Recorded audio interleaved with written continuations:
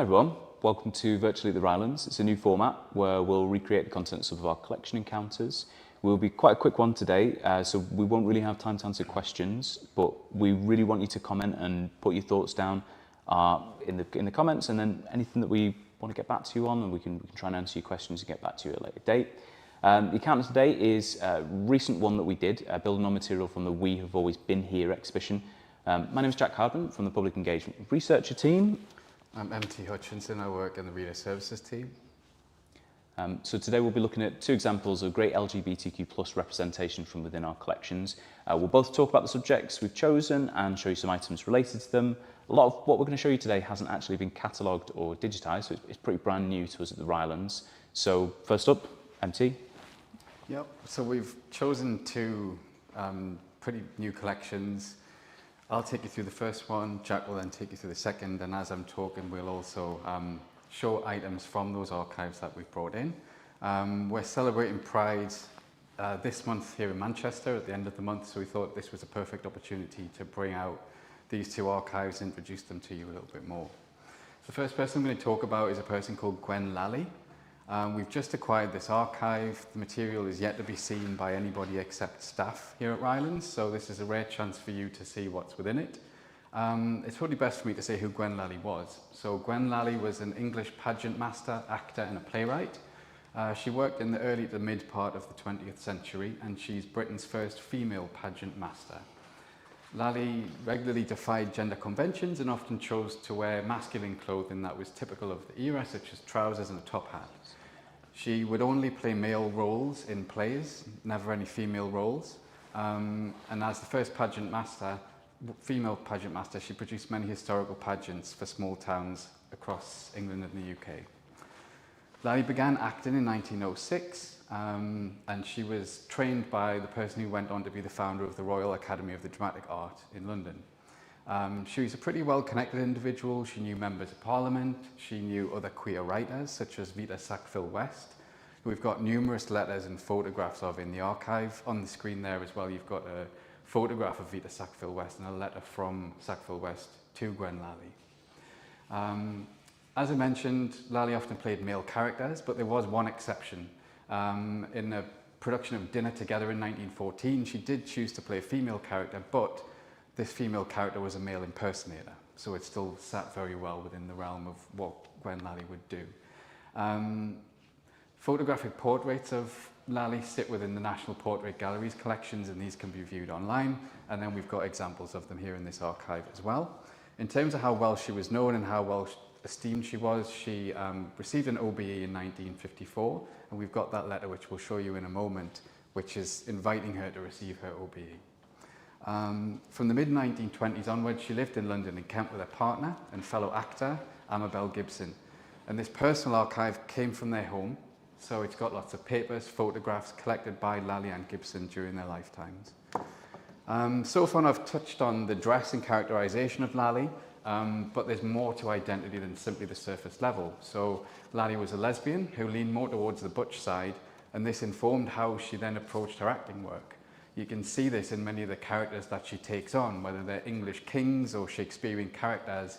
They're a really neat example of how Lally would perform as what we call a drag king. So drag queens are perhaps better known.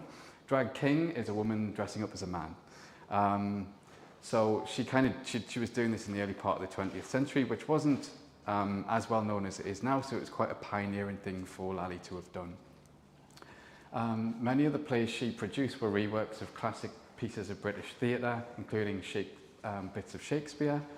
As a tradition in Shakespearean plays, Lally was able to allow any actor of any gender to play any role within these productions. Through this, she was also then able to play around with masculinity and femininity and our ideas around that. She would also stage classic English plays, which included famous kings such as Richard, Edward and Henry, but she'd play the role of these kings. So in this retelling of English history with a queer twist to it, it was a pretty revolutionary thing for the time period in which she was working. So we feel that this pioneer of British theatre and performing arts should be remembered. She was very well remembered in her lifetime, but less so now. So this is an opportunity for us to remember a really great person within that sector, within that time period. So we've just recently brought this into our special collections. And her archive now sits alongside the likes of other performing arts collections, alongside the likes of Annie Horniman, Delia Derbyshire, Basil Dean, Robert Donat, and of course, William Shakespeare himself. So that is a little introduction to Gwen Lally, and you've seen some of the items on the screen there as well. I think we're then going to switch over to our second person for today's session. It's a very different time period, very different piece of content. It's Pete Shelley, who was the front man of the Buzzcocks. So we're going to switch around. I think Jack's going to walk you through Pete Shelley and who he was, and then I'm gonna move the material around. Well, I just wanted to ask first, MT, just because I've got this set up now. This, I think, is an image that we both absolutely love, Art of Gwen. Kerry, if you don't mind pulling into that one. Yeah, that's a good one on the very top there. So, to give you an idea, so that's Lally with a megaphone at the bottom as a director, directing these big pageants outdoors with thousands of characters in them and actors who she had to coordinate. But up at the top is Lally playing one of these male roles that we were talking about. And look at the way she performs them. So she has a fake mustache, she kind of takes on the full persona. And to my eye, this is definitely a kind of a drag king, but within the context of a theatre play.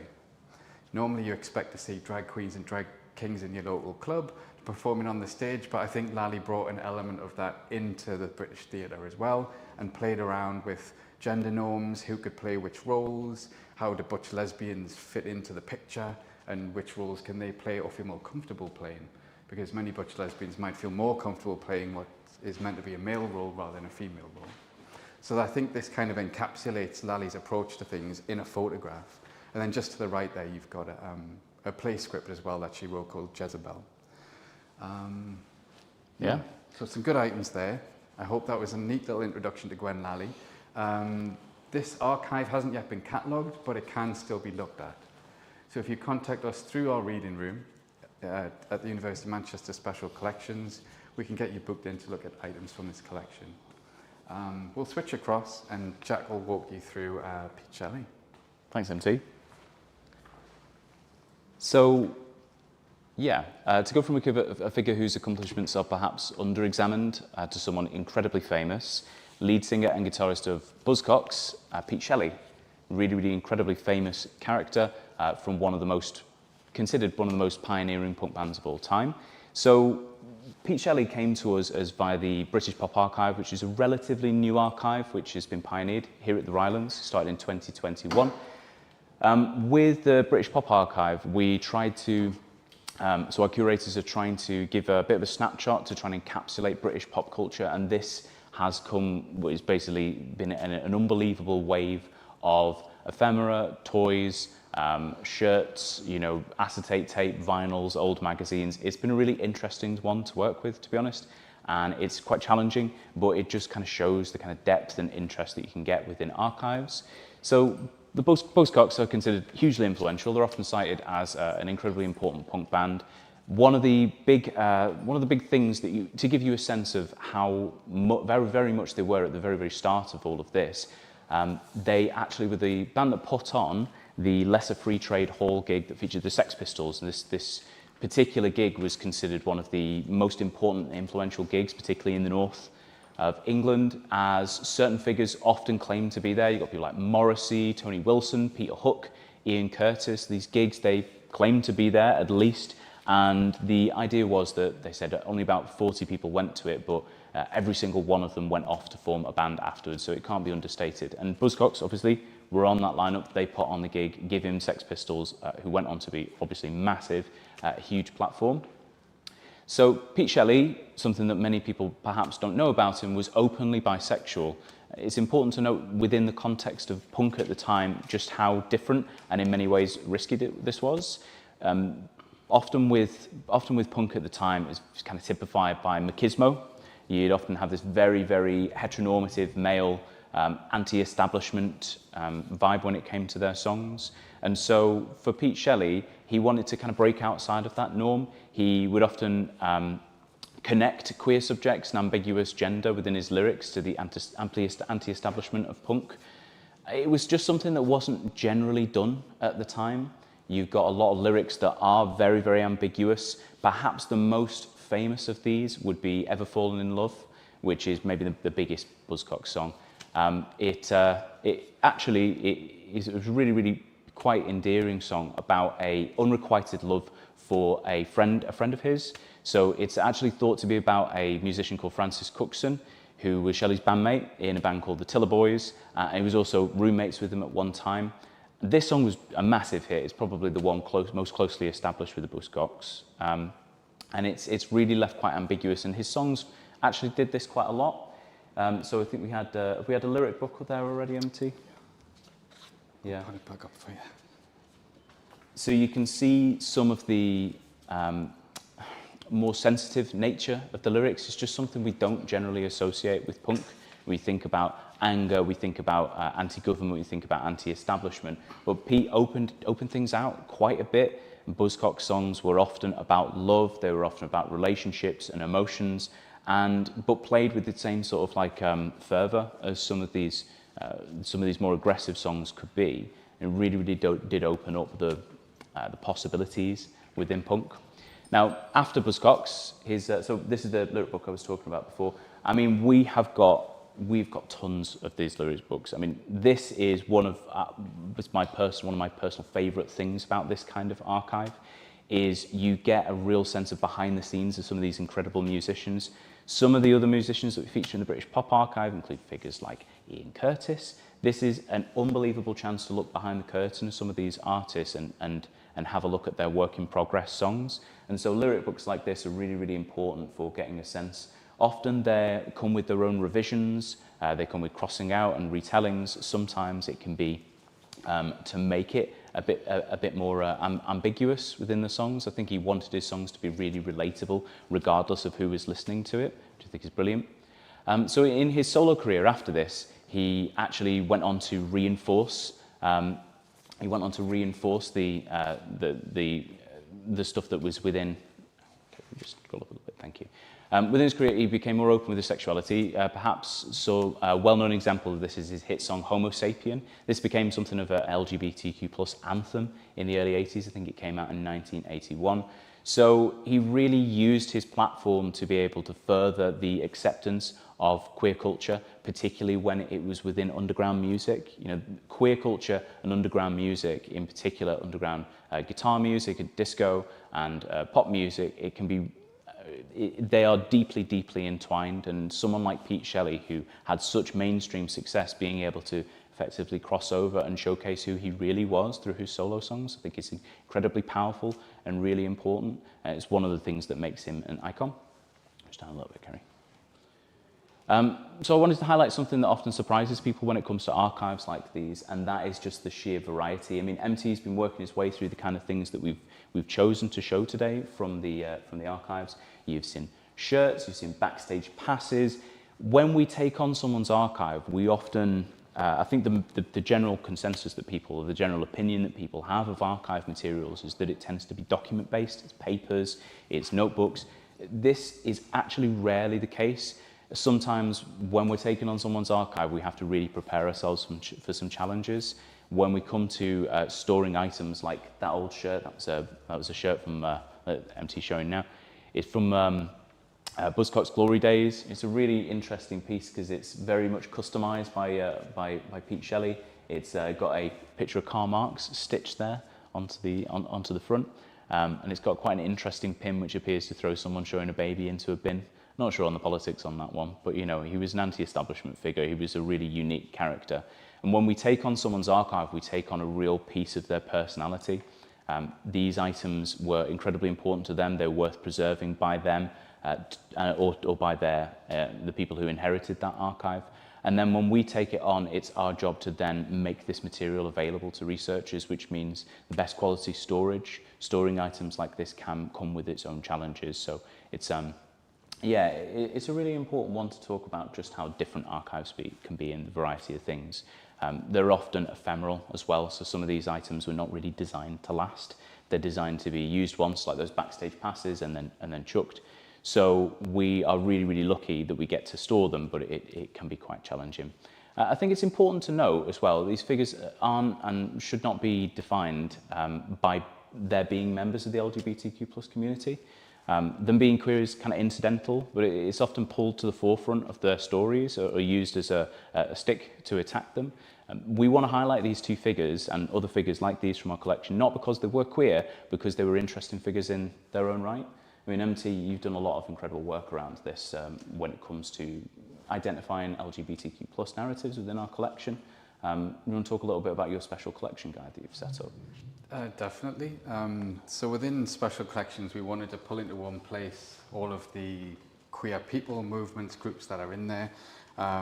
So I've been working on that, putting their names and their lives and their archives and collections into one place.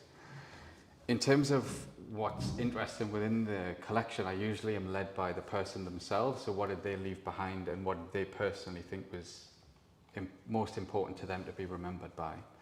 So I won't necessarily centre the fact that they were a lesbian or a gay man, unless it was incredibly important to them and also important to their work. We've got the archive of a man called Tony Dyson, who was a queer campaigner. So of course, it's highly important that that was part of what he did. In these two cases, the fact that Gwen Lally was a lesbian informed the way that she put plays on. So it informed the way that she produced her plays. So that's also important because it gave her that unique standpoint, that unique approach to gender, that unique approach to characterization. And then with Pete Shelley, a lot of people know the name. They know Buzzcocks, they know punk, they know that British scene. But do they know that Pete Shelley was a bisexual man and a lot of his lyrics were actually him writing about a man or his love for other men as well as women? And that's an important thing to know because he did go into that highly machismo punk scene and sort of change it up a bit and give alternative ways of writing punk songs. And then when he went into his solo career, he expanded on that even more. So it is pretty important to them, but that's not all that makes them interesting. You're not immediately interesting just because you're queer, although a lot of people tend to be. It's also, these were incredibly talented people as well, and that's what we also want to forefront. But what we're finding is, as I'm going through the collections and pulling these people out in their stories, a lot of them have been forgotten about. They were highly known in their lifetime, and then for various different reasons, depending on the individual, it's been forgotten about.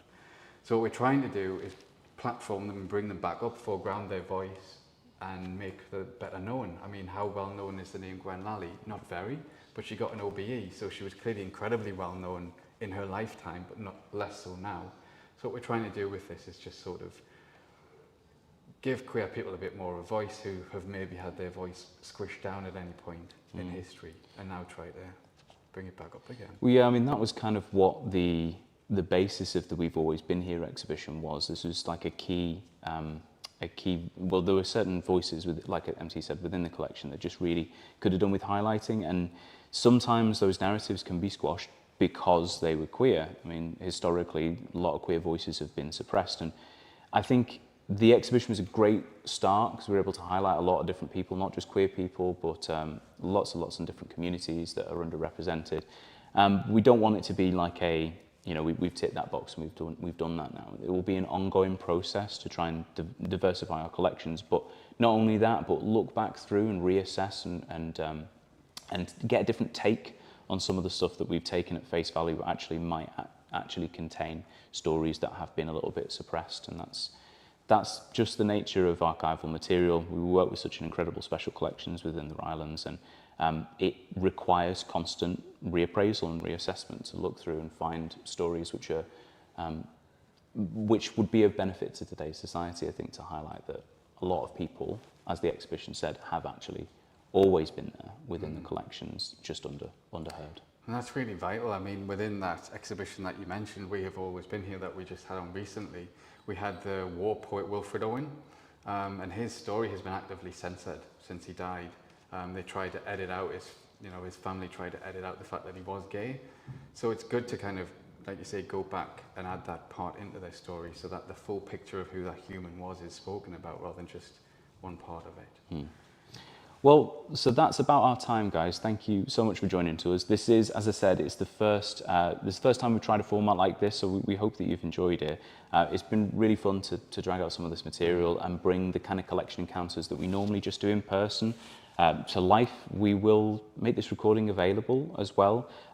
Just a note, we will probably go through and make the subtitles a little less choppy, because I know that sometimes YouTube subtitles are not the most accurate. So we'll get those all fixed up, and that'll be kind of available for you to watch whenever.